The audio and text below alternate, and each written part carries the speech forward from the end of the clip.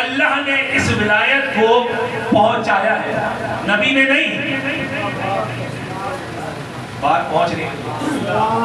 نبی کا کام تھا صرف وہاں سے وصیت لو، وہاں سے وحی لو، وہاں سے وحی لو اور لوگوں تک پہنچا دو۔ اسی لیے کہا تھا، گزشتہ سے میں اس کو متصل کر رہا ہوں کہ آئیو رسول بلغ، وہ روایت رہ گئی، انشاءاللہ متصل کروں گا اس کو مسائل کے ساتھ۔ یا ایھا رسول بلغ، پچھلے سال مصطفیٰ اس کے اوپر گفتگو ہوئی ہے، کیا کہا؟ بلغ، پہنچا دو، وَإِن لَمْ تَفْعَلْ فَمَا بَلَّغْتَ رِسَالَتَهُ، اگر تم نے اس کو نہیں پہنچایا تو فَمَا بَلَّغْتَ رِسَالَتَهُ، تو تم نے رسالت کا کوئی کام انجام نہیں دیا، رسالت کا کوئی کام انجام نہیں دیا۔ آپ ہیں یا نہیں ہے میرے ساتھ؟ اگر ساتھ چلتے رہے تو پھر مزہ آئے گا کہ رسالت کا کوئی کام، یہ پچھلی گفتگو سے متصل کر رہا ہوں تاکہ اگلی گفتگو سمجھ میں آ جائے، تاکہ رسالت کا کوئی کام انجام نہیں دیا۔ کیا مجھے بتائیے کہ کیا رسول کی رسالت فقط وہ 23 سال تھے، یا آدم کا سجدہ بھی رسول کی رسالت پر تھا؟ ابراہیم نے جو اتنی زحمت اٹھائی، نار نمرود میں گئے، بتوں کو توڑا، اگر رسالت رسول نہ ہوتی، اگر رسول کی رسالت نہ ہوتی تو ابراہیم کا بت توڑنا بیکار ہو جاتا۔ اگر نوح نے، جناب نوح نے 950 سال تبلیغ کیے، عمر تھی ان کی 2500 2500 سال، اتنی طویل عمر تھی ان کی، لیکن تبلیغ کتنی کی؟ 950 سال۔ نوح کی ساری تبلیغ کس پر رکی ہوئی ہے؟ رسول کی رسالت پر، محمد مصطفیٰ کی نبوت پر، یعنی 1,23,999 پیغمبروں کی تمام محنت اللہ نے جمع کر کے محمد مصطفیٰ میں اتار دی۔ محمد مصطفیٰ میں کہا کہ دیکھو وہ 1,23,999 پیغمبر ایک طرف، محمد مصطفیٰ تمہاری 23 سال کی محنت ایک طرف۔ یہ بات سب پہنچ نہیں رہی، میں شاید بیان نہیں کر پا رہا۔ کیا کہا؟ آپ چلیں گے میرے ساتھ تو پھر ولایت کا پہلا مقام سمجھ میں آئے گا۔ کیا کہا؟ کہ 1,23,999 پیغمبروں کی محنت، موسیٰ بھی ہیں، عیسیٰ بھی ہیں، ادریس بھی ہیں، یحییٰ بھی ہیں، زکریا بھی ہیں، تمام انبیاء ہیں۔ اچھا زکریا کو کتنی ان پر مصیبت ڈھائی گئی کہ ان کو آرے سے 2 ٹکڑے کیا گیا، بہت انبیاء کے اوپر مصیبتیں ڈھائی گئی۔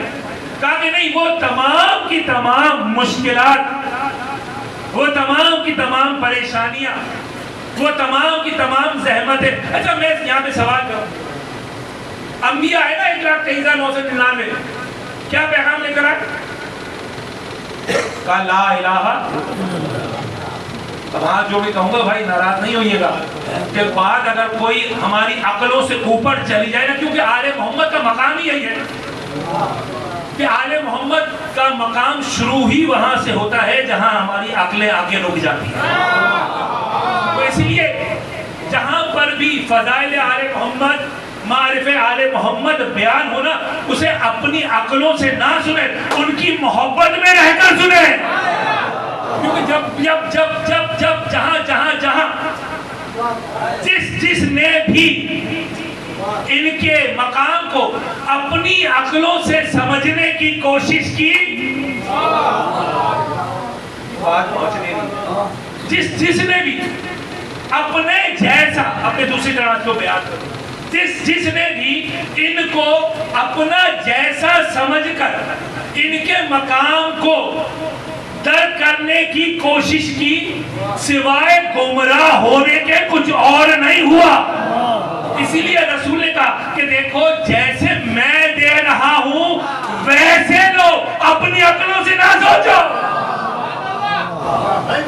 کیا کہا؟ 1,23,000 999 پیغمبروں کی محنت، تمام کی تمام محنت کیا تھی؟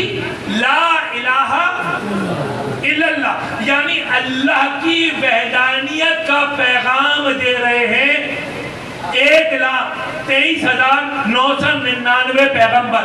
پروردگار عالم یہ کہہ رہا ہے کہ اے حبیب اگر آپ نے غدیر میں علی کی ولایت کو نہیں پہنچایا تو کوئی کار رسالت انجام نہیں دیا، کار رسالت انجام نہیں دیا۔ کار رسالت کو پہلے ہی انبیاء پہنچاتے چلے آ رہے ہیں، جتنے بھی انبیاء آئے ان تمام کو جمع کر دیا پروردگار عالم نے محمد مصطفیٰ میں۔ وہ تمام چیزوں کو کام کیا تھا لا الہ الا اللہ، کہ کوئی معبود نہیں سوائے اللہ کے۔ اب میں نتیجہ دے رہا ہوں، دیکھیے بڑا اپنے کھلے جگر دے رہا ہوں آپ کو۔ آج کی مجلس کا تبرک میری طرف سے یہ رہے گا، توجہ کیجئے گا۔ کیا کہا کہ 1,23,999 پیغمبروں کی محنت، کیا لا الہ الا اللہ، کہ کوئی معبود نہیں سوائے اللہ کے۔ کہا اے حبیب ہم تھے خزینہ، اس تمام خزانے کو، اب کیا کروں واضح کر کے بیان کرنا پڑا، پریشان تو نہیں ہو رہے نا؟ اس خزانے سے تھوڑا تھوڑا تھوڑا تھوڑا کر کے ہم نے ہر نبی کو دیا، پورا خزانہ آپ کو دے رہے ہیں کہ ہماری توحید، انبیاء کی محنت آپ کے پاس ہے۔ اب اس محنت کو اللہ نے بڑے عجیب انداز میں انجام دیا۔ کہا کہ دیکھیے وہ تمام محنت جو آپ نے اس 23 سال میں انجام دی ہے، اگر علی کی ولایت کا اعلان نہیں کیا تو آدم کی محنت بھی بیکار ہو جائے گی، نوح کی محنت بھی بیکار ہو جائے گی، عیسیٰ موسیٰ کی محنت بھی بیکار ہو جائے گی۔ اب میں ہاتھ جوڑ کے کہوں گا پالنے والے محنت تھی کیا؟ کہا محنت تھی کیا؟ کہا تو جانتا نہیں ہے محنت تھی میری معرفت لا الہ الا اللہ، یعنی اللہ یہ بتانا چاہ رہا ہے کہ اگر اے حبیب آپ نے علی کی ولایت نہیں پہنچائی تو میری معرفت بھی نہیں پہنچے گی۔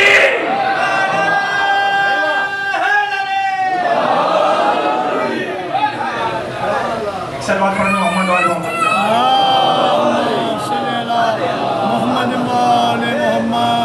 تو یہ اتنا عظیم ترین پیغام تھا کہ جو پروردگار عالم نے اپنے حبیب کے ذریعے سے اس کو پہنچایا۔ لیکن اسی مقام پر روک رہا ہوں، انشاءاللہ اگر پروردگار عالم نے چاہا تو یہ سلسلہ گفتگو چلے گا آگے۔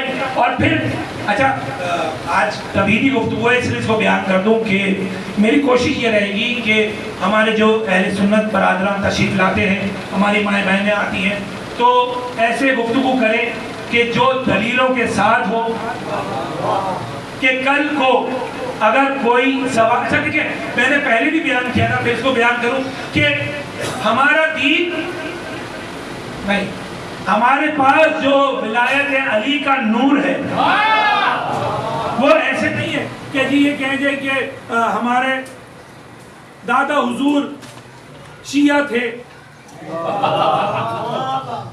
نہیں کہیں جی نہیں وہ ہمارے دادا حضور شیعہ تھے اس لیے ہم شیعہ ہو گئے، ہم کیا کریں، ہم تو مجلس میں کیونکہ ہمارے ابا آتے تھے، ہمارے ابا آتے تھے اس لیے ہم بھی مجلس میں آتے۔ کہا نہیں، ہمارے پاس جو ولایت کا نور ہے نا وہ ایسا نہیں ہے کہ جی نہیں ہمارے ابا بھی قاری تھے، ہمارے ابا بھی حافظ تھے تو ہمیں بھی حافظ بننا ہے۔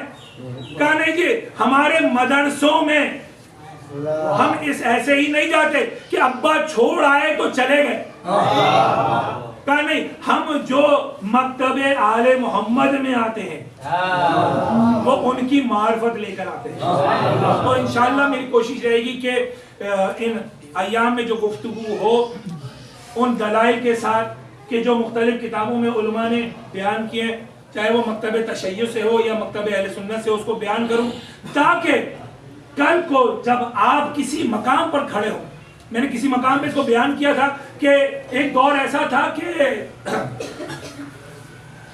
جب بھی شیعہ، چاہے وہ گاؤں ہو، شہر ہو، کوئی قصبہ ہو، محلہ ہو، شیعہ کا کوئی بچہ بھی کسی جگہ چلا جاتا تھا نا تو لوگ کہتے تھے کہ بھائی یہ شیعہ ہے.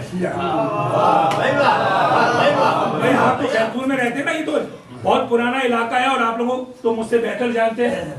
کہا کہ نہیں، پورے سال ان سے جتنی بھی باتیں کر لو کوئی مسئلہ نہیں. اچھا آپ نے دیکھا بھی ہوگا نا محرم، پورے سال کھیلیں گے، میدان میں بھی آئیں گے، سب کچھ کریں. کہا نہیں، محرم میں شیعہ کے پاس نہیں جانا. اچھا کیوں بھائی؟ کہا نہیں، محرم میں کسی شیعہ بچے سے بھی گفتگو نہیں کرنا. ایک زمانہ ایسا تھا کہ لوگ ڈرتے تھے اپنے بچوں کو. کہا کہ نہیں، شیعوں کے بچوں کے ساتھ نہیں کھیلا. کہا کیوں؟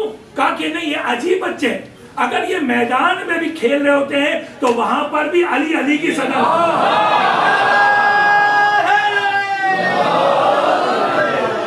یقین کریں، میں نے یہ کوئی خطابت کا نقطہ نہیں حضور، میں نے دیکھا ہے کہ وہ کیا کہتے ہیں اسے، کرکٹ کا میچ کھیل رہے ہیں اور وہاں پر دو لڑکے آپس میں بات کر رہے ہیں کہ یار وہ محرم آ رہا ہے، اب ہمیں جو ہے نا یہ سب تعطیل کرنا ہوگا، سب ختم کرنا ہوگا. یار تم تو چلے جاتے ہو. کہا نہیں، ہم چلے نہیں جاتے ہیں، ہمیں کوئی بلاتا ہے تو جاتے ہیں.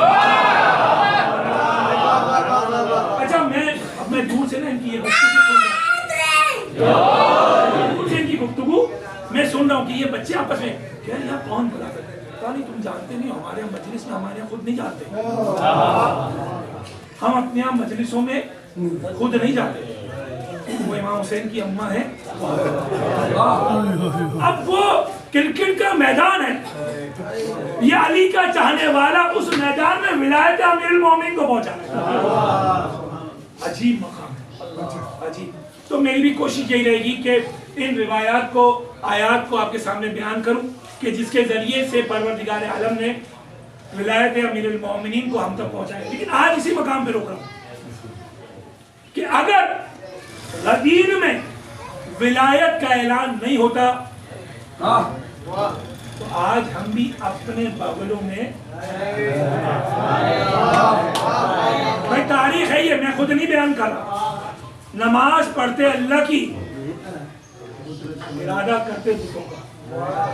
اگر ولایت علی نہیں ہوتی اور اسی ولایت علی کو آج تک زندہ رکھنے والی جو ذات ہے، جو شے ہے، وہ یہ فرش عزا کے جہاں آپ بیٹھے ہیں. بسم اللہ. میں نے آپ سے کہا تھا نا، میں وہ واقعہ بیان کروں گا کہ یہ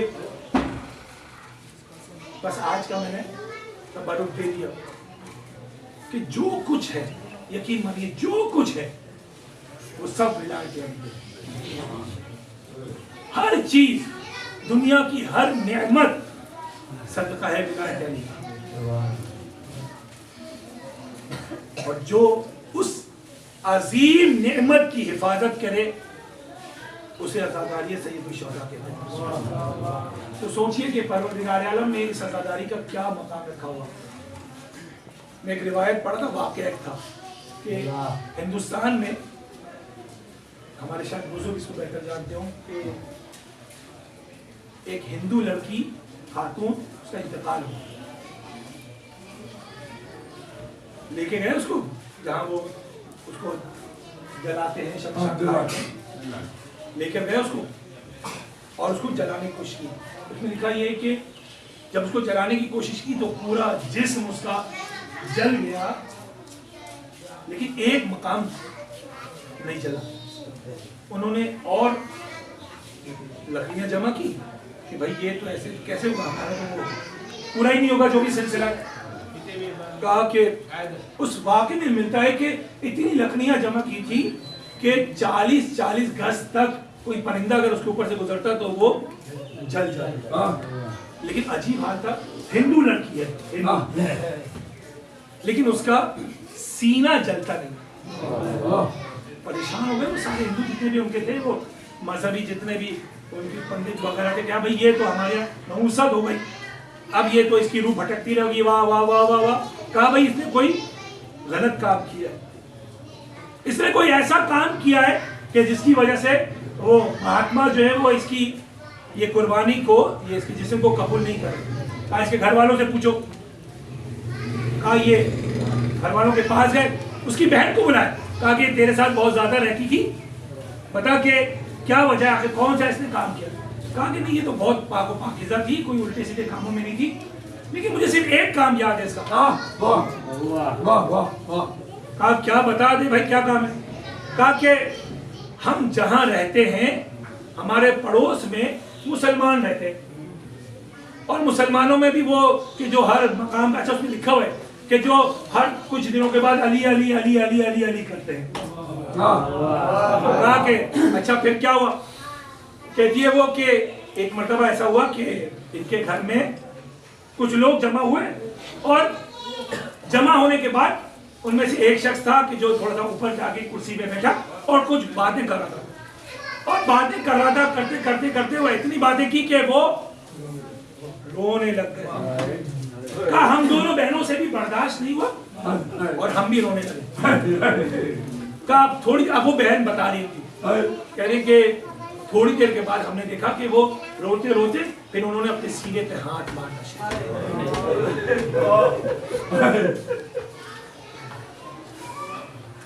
وہ کہتی ہے کہ بس ہم دونوں بہنوں نے بھی, ہمیں کچھ سمجھ میں نہیں آ رہا تھا کہ کیا کرے, ہم نے بھی اپنے سینے پر ہاتھ مارنا شروع کیا. وہ کہتی ہے کہ ہم نے بھی اپنے سینوں پر ہاتھ مارنا شروع کیا, مجھے کچھ اور سمجھ میں نہیں آیا. وہ جو پنڈت یہ باتیں سن رہے تھے نا, یقین کرے اس بات میں ملتا ہے کہ انہوں نے وہیں سے رونا شروع کیا. اور کہا کہ ہم سمجھ گئے کہ ہم لاکھ کوشش کریں اس کے سینے کو جلا نہیں سکتے. ساتھ نے گریا کیا.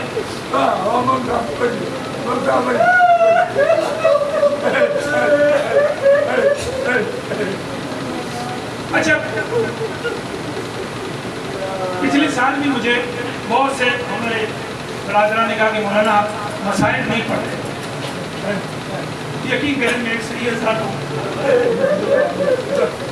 میرے دل میں طاقت نہیں ہے کہ میں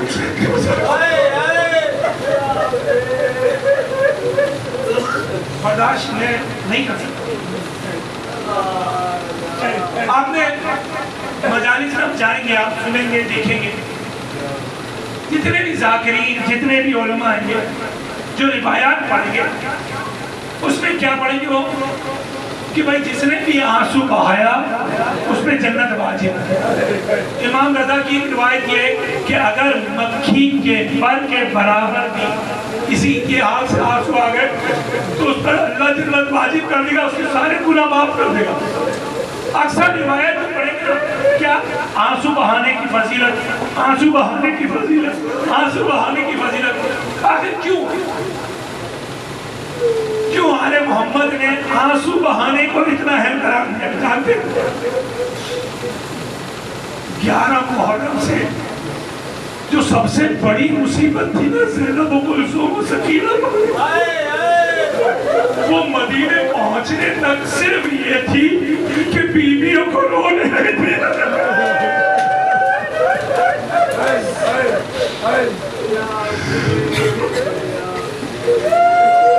بیویوں کو رونے نہیں دیا. جب بھی سکینہ کہتے تھے بابا,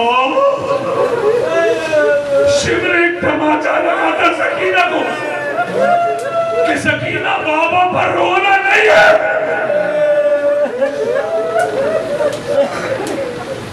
سب سے بڑی مصیبت. اچھا پکڑا آپ کو کہ جب یہ رکا ہوا کارواں واپس مدینہ پہنچا تو بیویوں کا ایک کام تھا جو ہر روز کئی مہینوں تک یہ رسول زادی انجام دیتی تھی. روایت کے جملے یہ ہیں کہ جب صبح ہوتی تھی نا تو ہر بیوی گھر کے ایک کونے میں جا کے بیٹھ جاتی تھی اور صرف کریا کرتی تھی, اور کوئی بیوی کہتی تھی واہ اکبر, کوئی بیوی ایک کونے میں کہتی تھی واہ اصغر, ایک بیوی ایک کونے میں کہتی تھی واہ باسا, اور صرف کریا کرتی تھی. کوئی بیوی بیٹھ کے کہتی تھی واہ حسین, اے حسین تجھ پر کریا کر دے. ارے زینب تیری لاش دیکھتی رہی لیکن تجھ پہ کریا کرنے نہیں دیا گیا. اجرکم اللہ, پروردگار کوئی غم نہ دے سوائے غم حسین کے. یہ ایام گریہ کرنے کے ایام ہیں. جانتے ہیں عزادارو یہ ایام وہ ہیں کہ جب چاند نمودار ہوتا ہے نا محرم کا. ایک مرتبہ حسین کی ماں بقی سے نکلتی ہے, مدینے سے جاتی ہے اپنی بیٹی زینب کے پاس. اے زینب ایک حسین کے عزادار آ گئے حسین پر گریہ کرنے. اے زینب چل مجلس عزا میں چلے. عزاداروں جانتے ہیں جب ایک مرتبہ حسین کی ماں شام جاتی ہے نا اس چھوٹی سی قبر پہ کہ جس میں سکینہ سو رہی ہے. اے سکینہ جانتے ہیں کیا کہتی ہے؟ بس 2 جملے بیان کروں. ایک مرتبہ سکینہ سے کہتی ہے اے سکینہ ارے جب جب بابا کو یاد کیا شمر کے تماچے لگے.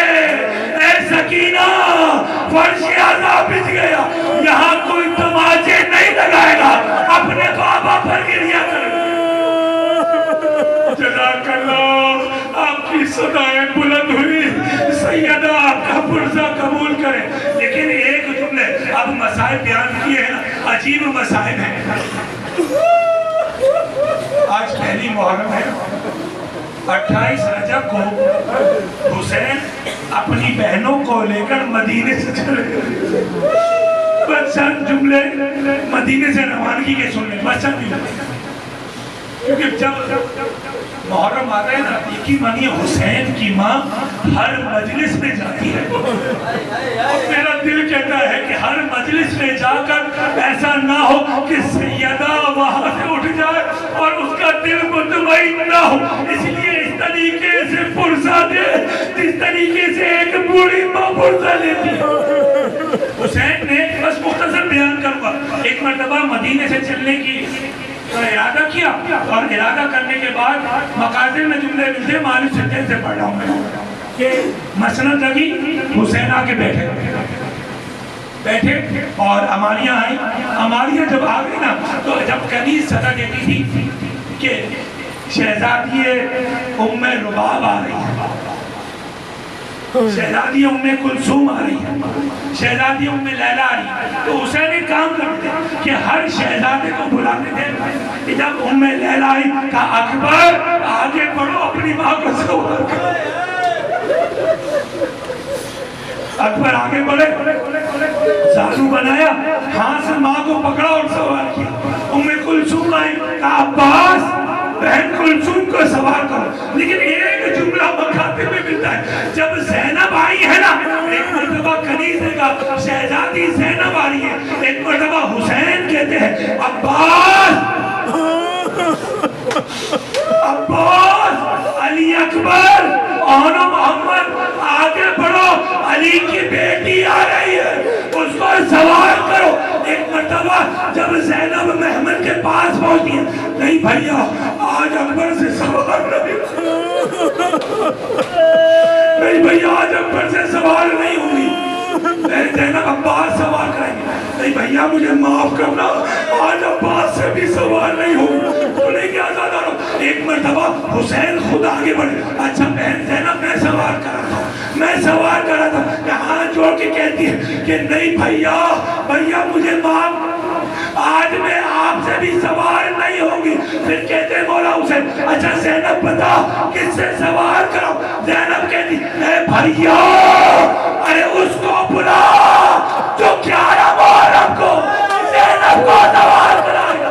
ایک مرتبہ حسین کہتے اے سجاد ارے آگے بڑھ خوبی کو سوار کرا. میں کہوں گا مولا 11 محرم گلے میں تو کمر میں لنگر بیمار ایام قلبی ینقلبون ربنا تقبل منا انک انت السمیع العلیم.